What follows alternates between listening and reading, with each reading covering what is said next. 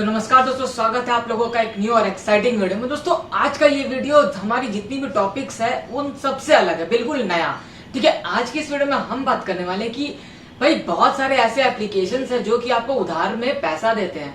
आपको जैसा कि पता ही होगा, बचपन में सुनते होंगे कि कोई भी पैसा किसी से लेने के लिए, चाहे वो बैंक हो या कोई भी फाइनेंशियल इंस्टीट्यूशन से पैसे लेने के लिए हमें कुछ ना कुछ मॉर्गेज रखना पड़ता था, या फिर कुछ बहुत ज्यादा फॉर्मेलिटीज है, बहुत ज्यादा टर्म्स एंड कंडीशंस है, उस पर बहुत ज्यादा साइन करना पड़ता था। बहुत यार, जो सामने वाला जो आपको पैसे दे रहा है वो बिल्कुल भी रिस्क कवर नहीं करता था कि उसका पैसा डूब सकता है।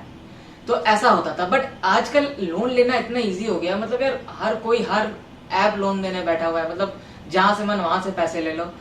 तो हम आज इसी के बारे में बात करने वाले कि आखिर ऐसे कैसे, कैसे लोग ऐसे ही यार फोन पे पैन डाला, नंबर डाला, फोटो डाला, पैसे अकाउंट में क्रेडिट, ये कैसे हो रहा है। तो गाइस हम इसी के बारे में बात करने वाले। ये सब जो भी चीज है ये सारा कुछ सिविल स्कोर पे हो रहा है, जिसे हम क्रेडिट स्कोर भी बोलते हैं।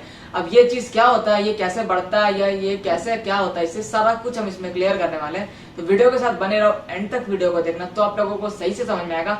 और ये लेना सही है या गलत, ये भी मैं आपको यहाँ पे बताने वाला हूँ। और बहुत सारी नई नई चीजें आपको इसमें पता चलेगी, क्योंकि सब कोई ऐसे लोग हैं जो ये सब टाइप का चीज को यूज करते हैं। तो यार वीडियो को एंड तक देखो तो समझ आएगा। तो दोस्तों मैं आप लोगों को पहले एक दो एग्जांपल देता हूँ कंपनियां के, जो कंपनियां आपको पैसे देती है। जैसे कि आपको पेटीएम पोस्टपेड हो गया। पेटीएम पोस्टपेड एक ऐसा चीज है जहाँ पे आप पोस्टपेड किसी को भी पे कर सकते हो और उसको 1 महीने के अंदर पैसा वापस करना है। फिर एक धनी हो गया, उससे भी आप पैसे ले सकते हो, भाई साहब उधारी ले सकते हो, है ना। और उसे फिर आपको 1 महीने के अंदर पैसे वापस करने हैं, जितना उसका जितना टर्म के लिए आपने पैसे लिया है। बट अब ये एप्स जो है ये कहती है इंटरेस्ट फ्री, बट जब आप इन्हें पे करोगे तो वो आपसे पैसे मांगती है।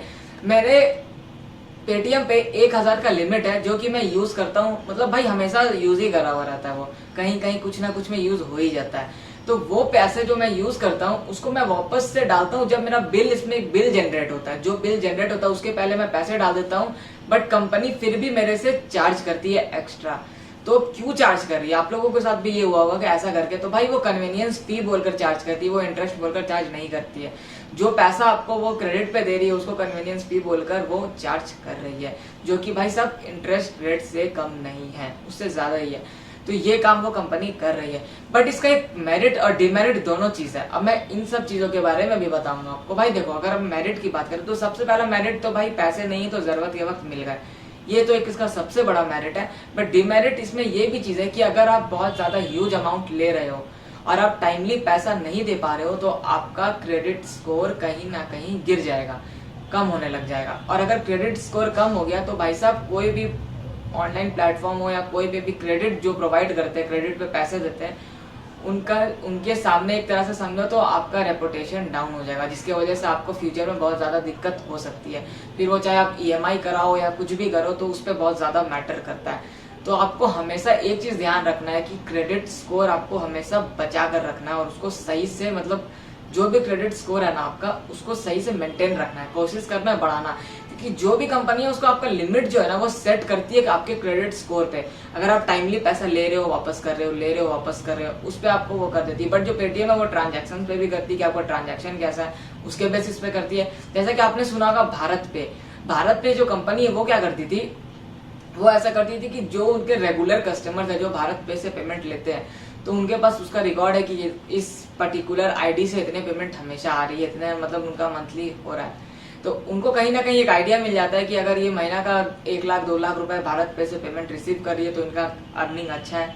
कोई बंदा अगर 1 लाख कमा रहा है तो भाई साहब कमा नहीं रहा, उसका जो भी इनकम है वो अगर 1 लाख रुपए उसके वापस आ रहे हैं, चाहे वो रेवेन्यू हो चाहे कुछ भी हो, क्योंकि उसमें 100% तो प्रॉफिट नहीं होगा। बट जो भी ये पैसा उनके पास 1 लाख आ रहे हैं, तो उस जो पैसों में से अगर वो भारत पे जो है ना वो क्या करती है, वैसे लोगों को सिर्फ लोन देती है जिनका ट्रांजैक्शन अच्छा है, ताकि उन्हें पता है कि उनसे वो रिकवर कर सकेगी, और उनका जो पेमेंट आता है उससे थोड़ा थोड़ा अमाउंट कट करके वो अपना लोन रिकवर करते रहती है। जिसकी वजह से क्या होता है कि आपका जो भी कंज्यूमर जिसने लोन लिया है उसको भी कोई मगजमारी नहीं होती है, भारत पे को भी कोई मगजमारी नहीं होती। एक नॉर्मल सा केस स्टडी मैंने इस पे बताया।